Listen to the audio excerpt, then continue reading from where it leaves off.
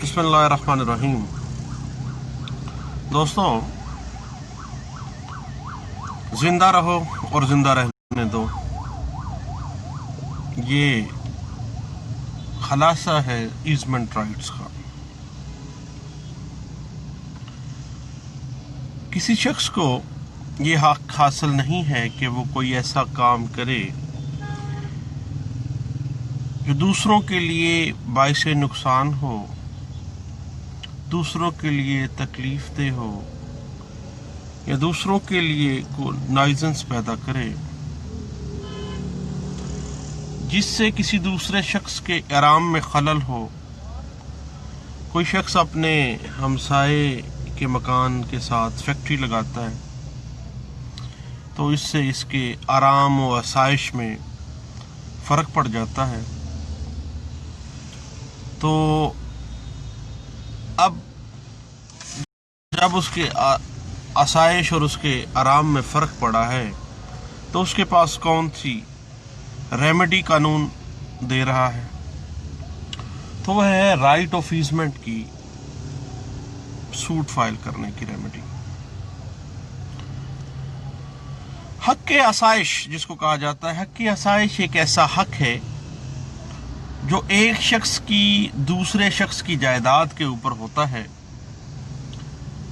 हाँ, वो उसका मालिक नहीं होता, मगर वो अपने इस्तेमाल में उसको रखने का मजाज होता है, और असल मालिक जो है वो भी उसको रोक टोक नहीं सकता।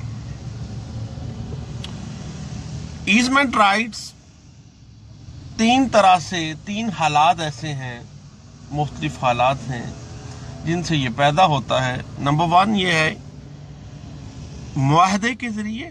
नंबर 2, 20 साल तक एक जगह का इस्तेमाल करने की वजह से वो राइट क्रिएट हो जाता है। तीसरी चीज़ है रस्म व रवाज या कस्टम इस चीज़ की इजाज़त देते हैं कि वो उस हक के आसाइश को इस्तेमाल में लाए। तो जब भी किसी शख्स का हक के आसाइश डिस्टर्ब हो तो हम suit for right of easement file करते हैं, उसके साथ हुक्म इम्तनाई मांगते हैं। हत्ता के बाद सूरतों में हम मुआवजा भी मांगते हैं, डैमेजेस भी क्लेम करते हैं। अर्जी दावे में जहां हक के आसाइश का फ़ायदा हासिल करना मतलूब हो तो उस हक के आसाइश की तफसीलात दर्ज की जाएंगी और ये ज़ाहिर किया जाएगा कि जो ईजमेंट राइट है उस बंदे को, जो प्लेंटिफ है, कब हासिल हुआ, कब उस पैदा हुआ है उसका राइट, और उसके मालिक ने जो असल मालिक है उस प्रॉपर्टी का, उसने उसके ईजमेंट राइट में कभी रोक टोक, कभी मदाखलत नहीं की। अब किस दौरानिये से असल मालिक से खतरा जाहिर हो गया है कि वो मदाखलत करेगा या मदाखलत उसने कर दी है, तो प्लेंटिफ को हुक्म इम्तनाई दवामी ताकीदी, उसके साथ साथ हरजाना बसूरत नुकसान भी तलब कर सकता है। और जहाँ तक हवा और रोशनी में रुकावट का ताल्लुक हो, जो भी ईजमेंट में हर्डल आ गई है, राइट जो इन्फ्रिंज हुए हैं ईजमेंट के, वो तमाम तफसीलात अर्जी दावे में तहरीर करनी चाहिए। और उसके अलावा प्लेंटिफ को डिफेंडेंट के ईजमेंट राइट के हवाले से जो इन्फ्रिंजमेंट है, जो मुद्दा अलैह ने मदई के हक के आसाइश को इन्फ्रिंज किया है, उसकी वजह से उसको कितना लॉस हुआ है, कितना डैमेज हुआ है, जिसके डैमेजेस उसने क्लेम करने हैं, ये बात तफसील से लिखनी चाहिए। और इस बंदे की रुकावट डालने की वजह से उसके ईजमेंट राइट में मदई के, उसकी मालियत जायदाद में अगर कमी हुई है तो वो कितनी हुई है, मदई की सेहत खराब हुई है तो उस पर कितना बुरा असर पड़ा है, और मदई का अगर आराम खराब हुआ है तो किस हद तक उसका आराम में खलल आ गया है। اگر اس کا کوئی کام پیشہ ورانہ ہے اور وہ اثر انداز ہوا ہے تو جناب یہ بھی لکھنا لازم ہے کہ کس حد تک اس کا پروفیشن اس کا ڈسٹرب ہو گیا ہے.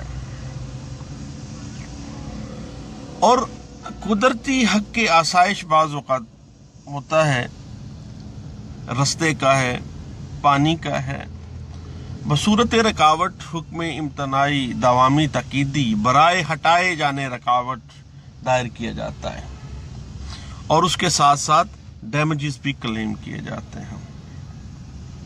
اگر رستے کی رکاوٹ کے سلسلے میں یہ خیال ایزمنٹ رائٹ ہے، رستے میں گیٹ لگا کے بند کر دیے جاتے ہیں، بڑے بڑے سے وہ ہرڈلز کریٹ کر دیتے ہیں رستے میں کہ جناب یہاں سے گزرے کوئی نہ، یہ ہماری گلی ہے جی، اس میں سے کوئی بندہ نہ گزرے. اب اگلی جنہوں نے بیچاروں نے اگلی طرف جانا ہوتا ہے وہ لمبا چکر لگا کے وہ اس رستے سے گزرتے ہیں. تو رستے کی رکاوٹ کے سلسلے میں یہ خیال رکھنا ہے سب سے پہلے کہ یہ راستہ جو ہے وہ شارع عام ہے یا خاص ہے. اگر خاص ہے تو مدعا علیہ کی طرف سے مداخلت جو رکاوٹ ہے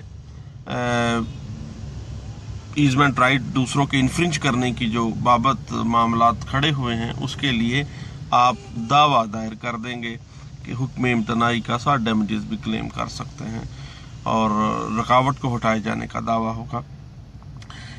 لیکن جہاں پر شارع عام ہے، ہر ایسا رستہ ہے جہاں پر ہر عام آدمی، ہر شخص گزرتا ہے، تو اس رکاوٹ کی وجہ سے، اس ایزمنٹ رائٹ کی انفرنج ہونے کی وجہ سے عام پبلک بھی متاثر ہو رہی ہے، تو اس کے لیے جناب پھر سی پی سی ایک مخصوص کنڈیشن لگا دیتا ہے کہ ایڈوکیٹ جنرل پنجاب سے اجازت دائری دعویٰ حاصل کرنا لازم ہے، مینڈیٹری ہے. لیکن اگر کسی بندے کے پرسنل رائٹس انفرنج ہو رہے ہیں، ذاتی حیثیت میں اس کے رائٹس بھی انفرنج ہو رہے ہیں، تو پھر ایڈوکیٹ جنرل کی پرمیشن کی اجازت نہیں ہے، اجازت کی ضرورت بھی نہیں ہے آپ کو، کیونکہ جو رستہ ہے وہ عوام الناس جو ہے کسی کی ملکیت نہیں ہے عوام الناس میں سے، بلکہ ہر بندہ وہاں سے گزرتا ہے، ہر بندے کا ایزمنٹ رائٹ وہ ہے. اب جو ایزمنٹ رائٹس کی انفرنجمنٹ کے حوالے سے جو ہم سوٹس فائل کرتے ہیں، اس کی کورٹ فیس کے حوالے سے بات یہ ہے کہ حق کے آسائش کی جو داد رسی ہے اس پر سیکشن 7 سب سیکشن 4 اور کلاز ای کورٹ فیس ایکٹ جو ہے وہ اس اپلائی ہوتی ہے، اور مدعی کو یہ اختیار حاصل ہے کہ وہ اپنی مرضی کے مطابق کورٹ فیس چشمہ کر دے. وہ کہے گا کہ 200 روپیہ مالیت دعویٰ مقرر کی جاتی ہے جس پر کورٹ فیس مستثنا ہے، اور مالیت دعویٰ بغرض اختیار سماعت بھی سوٹ ویلیویشن ایکٹ کے تحت وہی ہوگی جو مالیت کورٹ فیس پر مقرر ہے، یعنی سیم ہوگی، جتنی مالیت کورٹ فیس کی اتنی ہی مالیت اختیار سماعت کے حوالے سے. یہ سوٹ ویلیویشن ایکٹ کا سیکشن 8 اسی کو ڈیل کر رہا ہے کہ جب کورٹ فیس کی مالیت اور اختیار سماعت کی جو مانیٹری سچویشن ہے وہ سیم ہو جاتی ہیں. اس کے بعد جناب لمیٹیشن کیا ہے کہ اس کے اوپر آرٹیکل 120 آف لمیٹیشن ایکٹ 1908 کا اطلاق ہوتا ہے.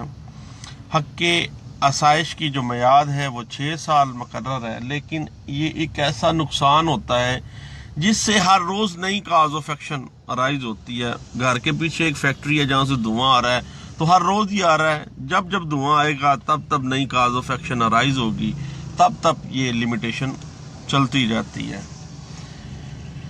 لیکن بعض صورتوں میں مثلا پانی کی رکاوٹ کے حوالے سے پیچھے سے پانی بند کر دیا گیا ہے کھالے کا، تو پھر اس پہ آرٹیکل 37 لمیٹیشن ایکٹ 1908 کا اطلاق ہوتا ہے. اس کی میعاد جو ہے وہ 3 سال ہے. اور اگر مدعی کے پرسنل حق کے آسائش کے اندر خلل ڈالا گیا ہے تو under article 23 of limitation act 1908 اس کی جو میعاد ہے وہ 2 ایئر ہے. تو یہ چند باتیں تھی جناب جو حق کے آسائش کے جو دعویٰ جات ہیں اس دائری کے وقت ہمیں مد نظر رکھنی چاہیے. میں نے سوچا دوستوں سے بھی شیئر کرتے ہیں. بہت شکریہ. اللہ حافظ.